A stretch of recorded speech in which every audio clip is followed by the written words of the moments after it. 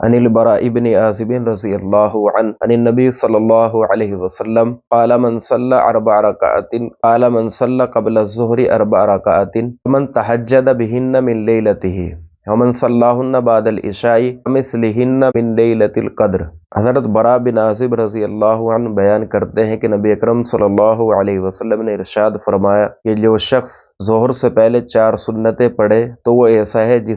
جیسا کہ اس نے اسی رات میں تہجد کی 4 رکعت پڑھی ہو، اور جس شخص نے عشاء کے بعد 4 رکعت پڑھی تو وہ ایسا ہے جیسا کہ لیلۃ القدر میں 4 رکعت پڑھی ہو۔ دیکھیے، فجر کی سنتوں کے بعد سب سے زیادہ تاکید ظہر کی سنتوں کی آئی ہے، اسی لیے اگر ظہر کی سنتیں رہ جائیں، فرض نماز سے پہلے نہیں پڑھ سکے، وقت نہیں ملا، تو آپ پہلے ظہر کے فرض پڑھ لیں، پھر اس کے بعد 2 سنتیں پڑھ لیں، پھر اس کے بعد 4 سنتیں جو چھوٹ گئی ہیں ان کو پڑھنا ضروری ہے۔ اور آپ فرض نماز پڑھنے کے بعد پہلے 4 سنتیں پڑھ لیں جو چھوٹ گئی تھی، اور اس کے بعد 2 سنتیں پڑھ لیں، اس طرح بھی کر سکتے ہیں۔ دونوں صورتیں جائز ہیں، لیکن پہلی جو سنتیں چھوٹ گئی ہیں ان کو پڑھنا ضروری ہے، کیونکہ سنت مؤکدہ کو بغیر کسی عذر کے چھوڑنا جائز نہیں ہے۔